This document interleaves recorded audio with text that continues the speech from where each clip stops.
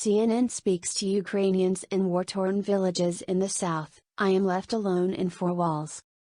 Nothing anywhere. Since the last time CNN's team was on the ground in southern Ukraine 6 weeks ago, nothing has changed, and yet, everything has. The heavily contested areas are in a brutal stalemate with a give and take on Russian advances as they try to move towards Mykolaiv, a strategic port city. Constant shelling has torn apart much of the area, trapping many who cannot flee while leaving many isolated, and alone. The village of Shevchenkov was held by Russia in March, but the Ukrainian military has taken it back. On Sunday, CNN visited and witnessed what is left of it, buildings damaged on every road and empty homes. So much is abandoned, but the sounds of outgoing and incoming artillery fire continue. More than 50% of this village is destroyed, the military escort told CNN. The shelling starts getting closer, but two neighbors walking down a gravel road continue chatting, not a flinch in reaction to the sounds of the blasts. I go out every day, the goats are waiting for me, Lyuba says about her goats that were born when the war began. They need me to give food, the goats.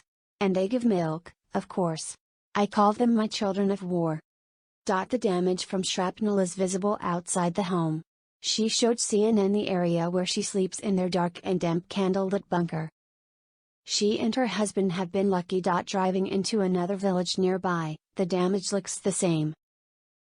In Kotlyariv, few people walk the streets, several elderly are seen on bikes.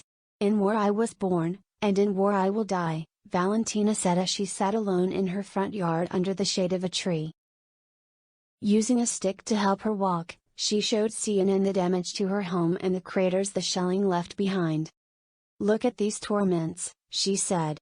This house was smashed to clay. I am left alone in four walls. Nothing anywhere. For many, there is nowhere else to go. Some say they are too old to evacuate. For others, it's their land they don't want to give up. It would be best to lie down at night and not get up. Neither hear nor see. Pity all the people, pity the soldiers, Valentina added, sometimes mumbling to herself. But for mothers like Svetlana, it's waiting for her son to return from the war in Mariupol that keeps her here. Our children are all at war. My son is a prisoner. If he comes back, and if I have gone, it's like I've abandoned him.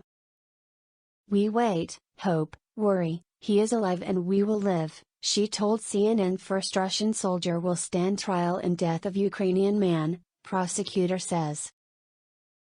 Ukraine has announced the first Russian soldier set to stand trial in the death of a 62-year-old man in Ukraine's Sumy region, according to a statement published by the country's Prosecutor General's office on Wednesday. The Prosecutor General's office said it has filed an indictment against Vadim Shishimarin, commander of the military unit 32010 of the 4th Tank Kantemirov Division of Moscow region. The investigation alleges a 21-year-old Russian killed an unarmed 62-year-old resident who was riding a bicycle along the roadside in the village of Chupakovka in Sumy region on February 28. According to the statement, the Russian forces drove into the village in a stolen car with punctured wheels. On the way, they saw a man returning home and talking on the phone, according to the statement. One of the Russians ordered a sergeant to kill a civilian so that he would not report them to the Ukrainian army. Shishimarin fired several shots through the open window of a car from a Kalashnikov rifle at the head of the resident, prosecutors allege. Shishimarin is currently in custody.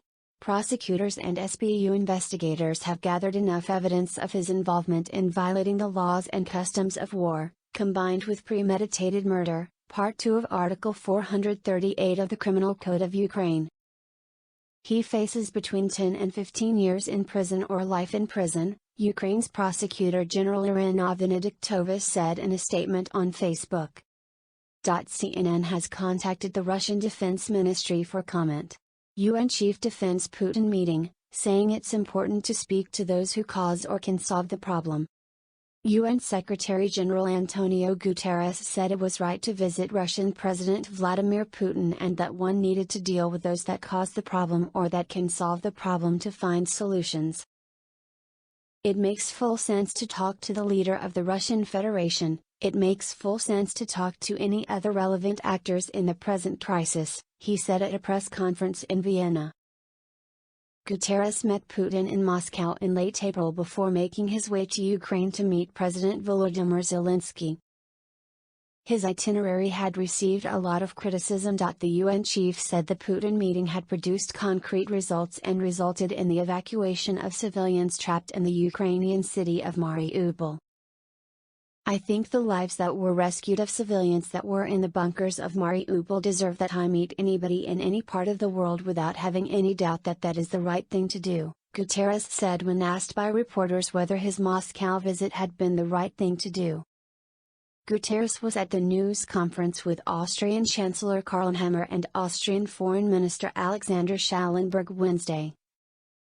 Nehammer, who in April became the first European Union leader to meet with Putin since the invasion of Ukraine, also defended his decision to travel to Moscow, saying, "There cannot be one talk too many, only one too few." Kremlin says there are no plans to declare martial law in Russia. Kremlin spokesperson Dmitry Peskov said Wednesday the internal political situation in the country is stable and dismissed allegations that Russian President Vladimir Putin is planning to declare martial law. When asked whether Putin is planning to introduce martial law in Russia, Peskov said, "No, this is not in the plans."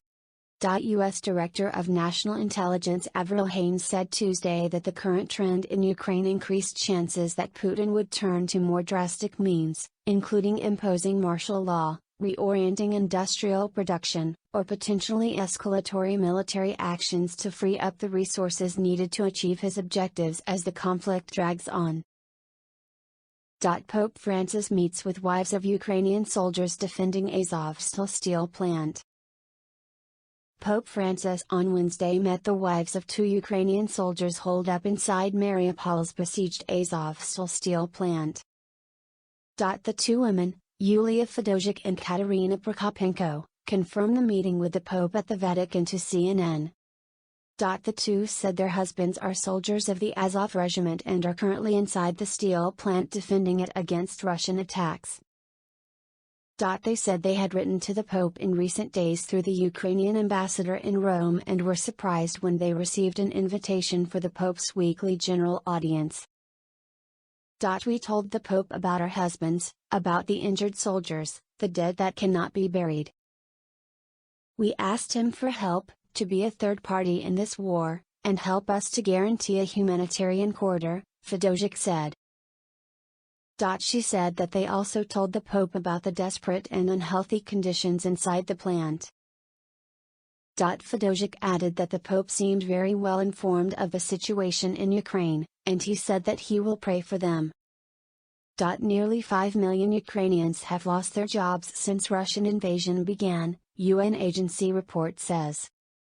An estimated 4.8 million people in Ukraine have lost their jobs since the Russian invasion began in February, according to a new brief by the International Labour Organization, ILO, a UN agency. If hostilities were to escalate, employment losses would increase to 7 million, the report estimated, emphasizing that if the fighting were to cease immediately, then a rapid recovery would be possible, with the return of 3.4 million jobs. This would reduce employment losses to 8.9%. The ILO report also pointed out that the Ukrainian government has made considerable efforts to keep the national social protection system operational by guaranteeing the payment of benefits, including to internally displaced persons, through the utilization of digital technologies. Out of 4.8 million people who lost their jobs, a total of 1.2 million of them are refugees who fled to neighboring countries and 3.6 million of them are unemployed living in Ukraine, according to the ILO report. More than 5.23 million refugees who are mainly women, children, and people over the age of 60 have fled to neighboring countries since February 24, the report said Wednesday. The crisis in Ukraine may also create labor disruption in neighboring countries, mainly Hungary, Moldova, Poland, Romania, and Slovakia, the report added. If the hostilities continue, Ukrainian refugees would be forced to remain in exile longer, putting further pressure on the labor market and social protection systems in these neighboring states and increasing unemployment in many of them, it said. Ukraine suspends the flow of some Russian gas exports headed to Europe. Ukraine will suspend some of the Russian gas exports to Europe that flow in pipelines through the country due to interruptions at key transit points, the country's gas transmission system operator, Xtel, said in a statement Tuesday. Amid Russia's invasion, Ukraine has continued its operations transporting Russian gas through the country. Xtel said it's currently impossible to fulfill obligations to European partners due to the interference of the occupying forces. It said Russia's interference, including the unauthorized gas offtakes, had endangered the stability and safety of the Ukrainian gas transportation system. As a result, it had decided to suspend operations from 7 a.m. local time on Wednesday at the entry point gas measuring station Sokranivka and border compressor station Novopskov, through which almost a third of gas from Russia to Europe, up to 32.6 million cubic meters per day, is transited. Ukraine said it could possibly transfer temporarily unavailable capacity from Sokranivka to the Sudza point located in the territory controlled by Ukraine. However, Russia's state energy company Gazprom said it was technologically impossible to switch gas transfers to Ukraine to a new entry point, the agency said in a statement. The Kremlin's response: the Russian government responded Wednesday to Ukraine's suspension of some Russian gas exports to Europe, saying Russia always fulfilled and plans to fulfill its contractual obligations on gas supplies. Russia has always reliably fulfilled and intends to fulfill its contractual obligations, Kremlin spokesperson Dmitry Peskov told reporters. Peskov reiterated Russia's state gas company Gazprom's official line, claiming there were no force majeure events that could affect its gas supplies. Force majeure is a provision in a contract that frees both parties from obligation if an extraordinary event directly prevents one or both parties from performing, according to Cornell law. The Ukrainian side reported certain conditions of force majeure. We've heard statements from Gazprom that there were no explanations for force majeure, he added. CNN's Anna Chernova contributed reporting to this post. Here's what's in the $40 billion Ukraine aid bill that passed in the U.S. House of Representatives on Tuesday. The Democratic-led House of Representatives voted 368 to 57 on Tuesday evening to pass a roughly $40 billion bill to deliver aid to Ukraine as it continues to face Russia's brutal assault. All 57 votes in opposition were from Republicans. The measure will next need to be passed by the Senate before it can go to U.S. President Joe Biden to be signed into law. The legislation the House approved provides funding for a long list of priorities, including military and humanitarian assistance. Here's a breakdown: an increase in Presidential Drawdown Authority funding from the originally requested $5 million to $11 billion. It allows the administration to send military equipment and weapons from U.S. stocks, and has been critical in providing Ukrainians with military equipment quickly over the past 75 days of the conflict. $6 billion in Ukraine Security Assistance Initiative funding. It allows the U.S. to buy weapons from contractors and then provide those weapons to Ukraine, so this method does not draw directly from U.S. stocks. It's another way the U.S. has been providing Ukraine with military assistance. Roughly $9 billion to help restock U.S. equipment that has been sent to Ukraine. Many lawmakers have raised concerns about replacing U.S. stocks of weapons the U.S. is giving to Ukraine, especially Stingers and Javelin missiles. Refugee assistance with $900 million. This includes housing, trauma support, and English language instruction for Ukrainians fleeing the country. An additional $54 million that will be used for public health and medical support for Ukrainian refugees. If Finland applies to join NATO, it will be for the security of its citizens, Prime Minister says. If Finland applies to join NATO, it will be for the security of its citizens, Finnish Prime Minister Sanna Marin said Wednesday. Speaking during a joint press conference with Japanese Prime Minister Fumio Kishida in Tokyo, Marin said she had talked to her Japanese counterpart about Finland's plans to possibly apply for NATO membership. If Finland makes this historical step, it is for the security of our own citizens. Joining NATO would strengthen the whole international community that stands for our common values, Marin said. On Tuesday, Finland's Parliamentary Defense Committee told the Finnish Foreign Affairs Committee that it is in favor of applying for NATO membership, according to Finnish state media Yle. The Defense Committee stated its belief that NATO membership would be the best solution for Finnish security. Finnish Minister for European Affairs Tytti Tuppurainen for European Affairs told CNN Tuesday that it is highly likely that the country will apply for NATO membership. She hopes that if Finland does apply to join the alliance, the ratification process would be as brief as possible. Russia's response: Russia is closely monitoring NATO configuration close to its borders, Kremlin spokesperson Dmitry Peskov said Wednesday, commenting on the prospect of Finland and Sweden joining the alliance.